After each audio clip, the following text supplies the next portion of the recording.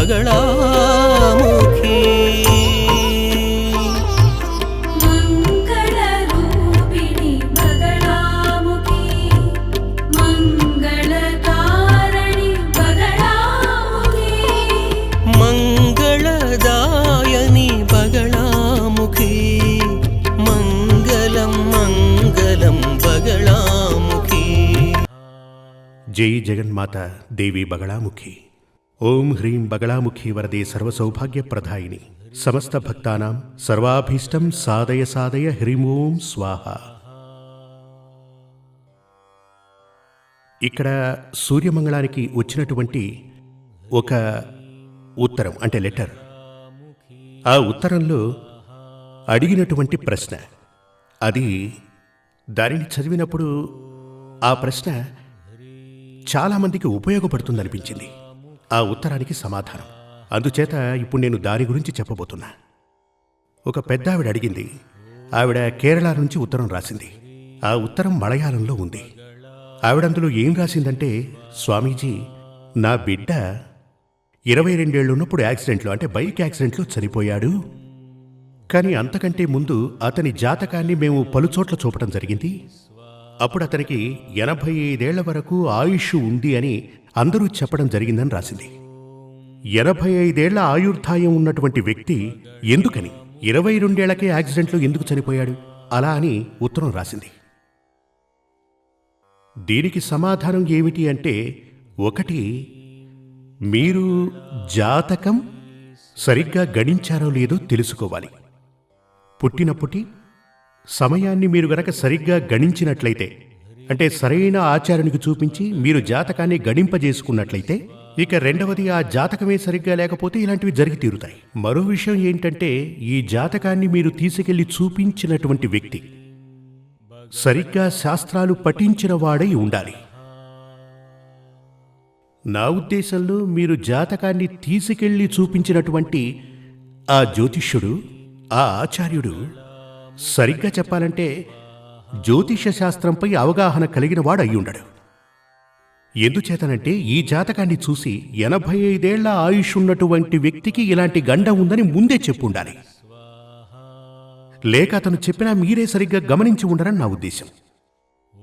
నేను చెప్పదలుచుకున్నది ఏమిటంటే, ఒక వ్యక్తికి అంటే ఒక మనిషికి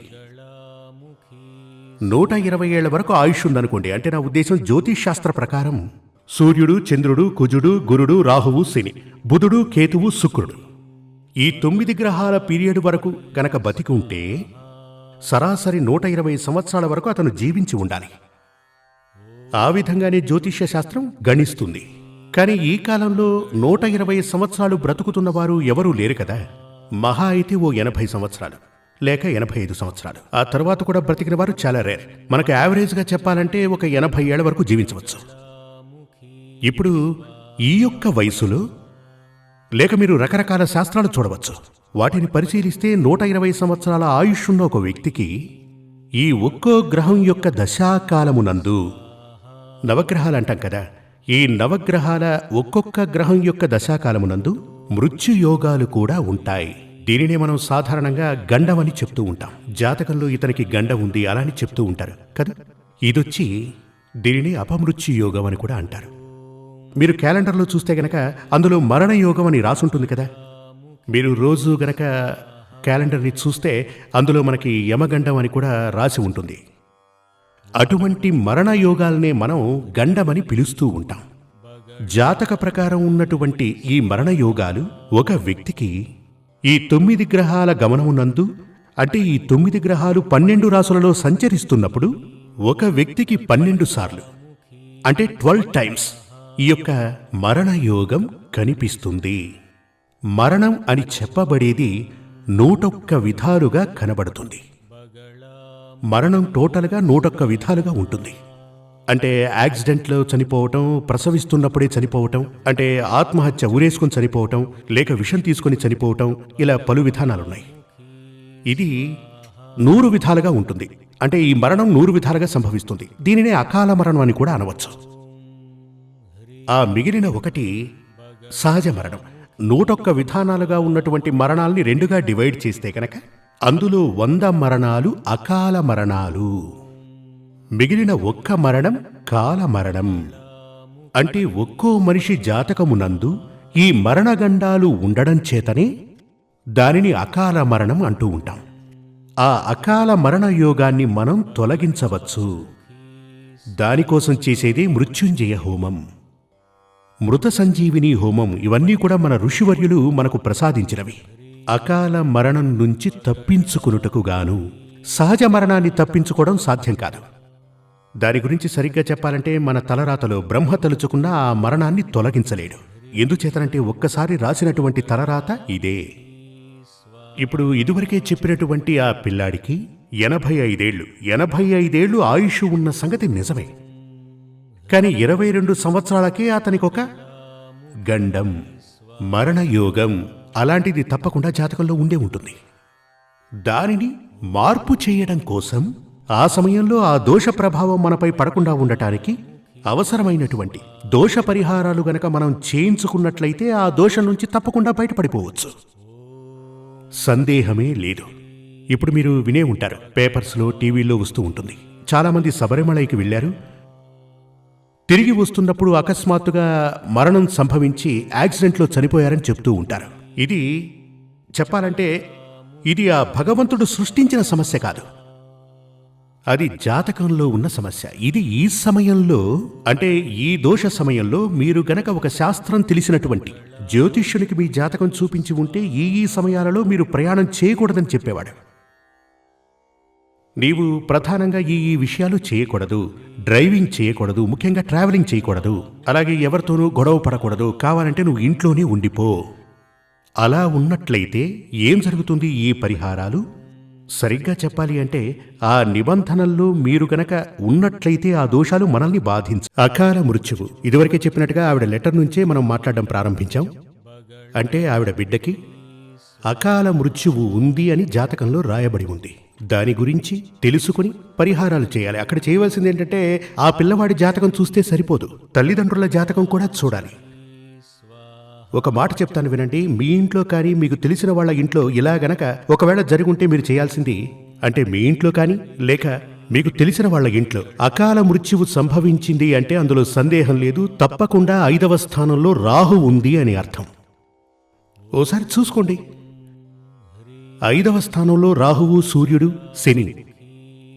రాహువు, సూర్యుడు, శని గనక ఉంటే తప్పకుండా పిల్లలకి ఇటువంటి అపమృత్యు దోషాలే సంభవిస్తాయి. సూర్యుడు గనక ఉంటే 100 దోషాలు, శని ఉంటే 1000 దోషాలు, రాహు ఉంటే 1,000,000 దోషాలు. ఇప్పుడు ఇలా చాలామంది వస్తూ ఉంటారు. వాళ్ళు నాకు చెప్తున్నప్పుడు నేను చెప్తాను, మీ జాతకం తీసుకోండి, 5వ స్థానంలో దోషం ఉంది అని ఖరాఖండిగా చెప్తాను. అప్పుడు మనం గనక చూసినట్లయితే ఆ దోషం ఉంటుంది. అంటే నా ఉద్దేశం, ఇప్పుడు మీ జాతకంలో ఇటువంటి గ్రహాలు గనక ఉంటే, అది కూడా 5వ స్థానంలో ఉంటే, ఈ విషయం చెప్పడానికి కారణం ఆవిడికి నేను ఫోన్ చేసి అడిగాను, అసలు మీ జాతకంలో ఏ గ్రహాలున్నాయి? నా జాతకంలో 5వ స్థానంలో శని ఉంది, మా భర్త జాతకంలో 5వ స్థానంలో రాహు ఉన్నాడని చెప్పింది. కనుక అదే కారణం. అందుచేతనే వారికి, నా ఉద్దేశం, వీరి జాతకాన్ని ఇదివరకే చూసినటువంటి ఆచార్యునికి కళ్ళు పనిచేయటం లేదు. అది కూడా వీళ్ల పూర్వజన్మ దోషాలే కారణం. అంటే ఎవరి జాతకంలో గనక సూర్యుడు, శని, రాహువు గ్రహాలు ఉంటాయో అందులో రాహు, శని గ్రహాలకు అధిక దోషాలు ప్రాప్తిస్తాయి. అలా ఉన్నటువంటి వారి సంతానానికి ఇటువంటి అపమృత్య దోషాలు తప్పకుండా వచ్చి తీరుతాయి. అప్పుడు మీ జాతకాన్ని పరిశీలించి మీ యొక్క పిల్లలు, మీ పిల్లలకి అటువంటి దోషాలేవీ సంప్రాప్తించకూడదంటే, అదేవిధంగా మహారోగాలు, అందరికీ కూడా అపమృత్యు దోషాలని చెప్పకూడదు, మహారోగాలు, అంగవైకల్యాలు ఇటువంటివన్నీ కూడా వస్తాయి. దానికి ముఖ్యంగా సందేహమే లేదు, జాతకంలో ఎలా ఉంటే అలా జరిగి తీరుతుంది. వాటికి పరిహారం జరిపిస్తే గనక వాటి నుంచి మనం బయటపడచ్చు. అలాగని అన్ని దోషాలకు పరిహారాలుంటాయని మాత్రం మీరు ఎన్నడూ అనుకోకండి. పరిహారాలు చేస్తే అన్ని దోషాలు పోతాయా అంటే లేదు. దానికొచ్చి ఒక ప్లానిటరీ పొజిషన్, గ్రహాల స్థానం. దానికో ఉదాహరణ చెప్తాను. గంట కొడుతుంది కదా, ఇదివరకే చెప్పాను, మనకి ఇంట్లో వాచ్ ఉంటుంది. అందులో 2 ముళ్ళు ఒక చోటికి చేరినప్పుడే అది టంగ్ టంగ్ అని కొట్టుకుంటుంది కదా. అదే విధంగా, అంటే వాచ్లో, వాల్ క్లాక్లో, అదే విధంగా సదా సంచరించున్నటువంటి ఈ నవగ్రహాలు ఈ మనిషి యొక్క జాతకం ప్రకారం దశల వారీగా 6, 8, 12 స్థానాలలో పాపగ్రహాలతో పాటు కలిసి అవి లగ్నాధిపతిని కనుక బాధించాయి అంటే ఈ అపమృత్యు దోషాలు, ఈ గండాలు లాంటివి ప్రాప్తిస్తాయి. జీవితంలో అసక్తత, ఓటమి ఇటువంటివన్నీ ప్రాప్తిస్తాయి. ఇప్పుడు అటువంటి సమయంలో ఆ దోషాలు భారీ ఎత్తున సంప్రాప్తించకుండా ఉండటానికి మనం పరిహారాలు గనక చేయిస్తే తప్పకుండా పెద్ద దోషాలు మనకు సంప్రాప్తించవు. ఇప్పుడు మీరు బయట వెళుతూ ఉంటారు. వర్షాకాలంలో ఏ సమయంలోనైనా వర్షం పడచ్చు. ఒక గొడుగు చేతిలో పట్టుకుని వెళ్ళొచ్చు కదా. వర్షం గనక వచ్చింది అంటే ఆ గొడుగు వేసుకోవచ్చు, తడవకుండా వెళ్ళి చేరొచ్చు. అదే విధంగా మన జీవితంలో వచ్చేటువంటి కష్ట నష్టాలు మనల్ని బాధించకుండా ఉండటం కోసమే ఆ పరమేశ్వరుడు జ్యోతిష శాస్త్రాన్ని మనకు ప్రసాదించాడు.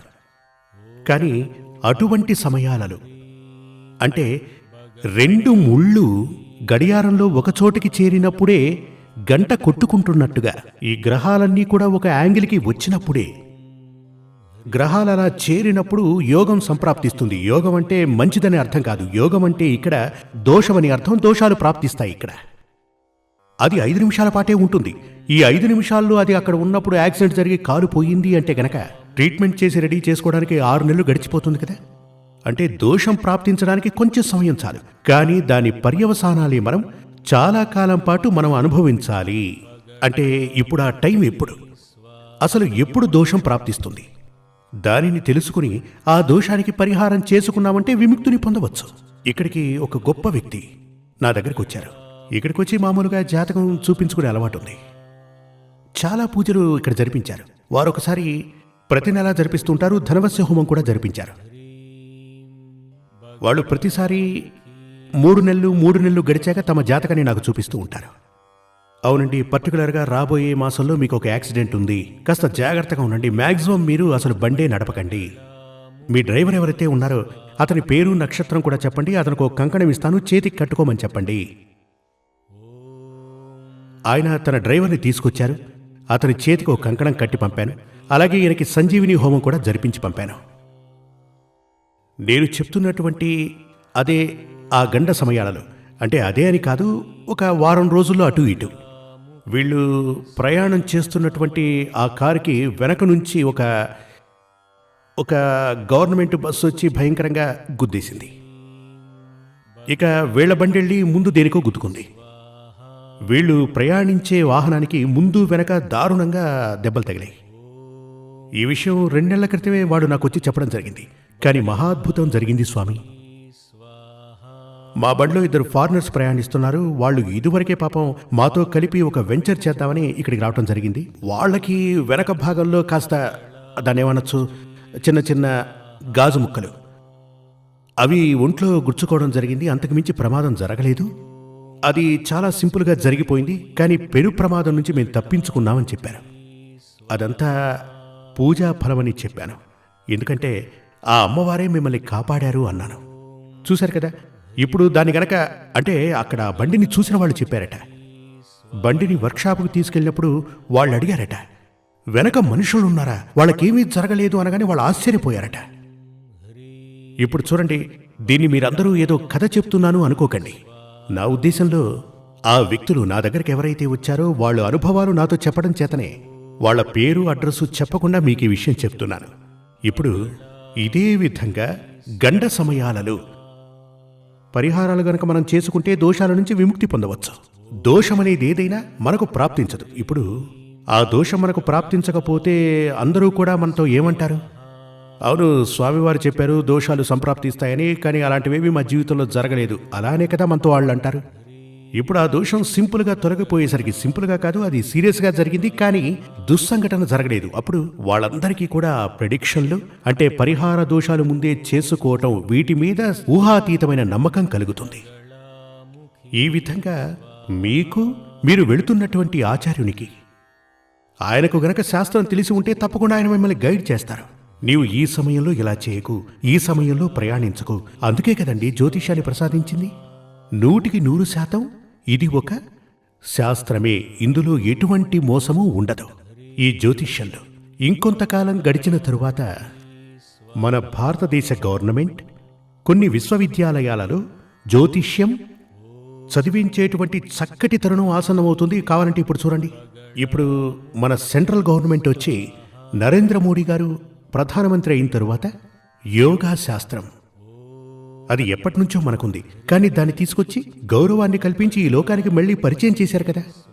అదేవిధంగా ఈ జ్యోతిష్యం, మంత్రశాస్త్రం ఇటువంటివన్నీ కూడా రాబోయే రోజుల్లో మన విశ్వవిద్యాలయాలలో అంటే యూనివర్సిటీస్లో చక్కగా చదువుకునేటువంటి, గవర్నమెంట్ ద్వారా చక్కగా చదువుకునేటువంటి రోజులు వస్తాయి. ఎందుకు అంటే ఆయుర్వేద మందులు అందరికీ రోగానికి అది చాలా బెస్ట్. ఇవన్నీ మనకు తెలుసు కదా. ఆయుర్వేద మందులు, ఆయుర్వేదాన్ని కనిపెట్టిన వారు కూడా ఆచార్యవర్యులే.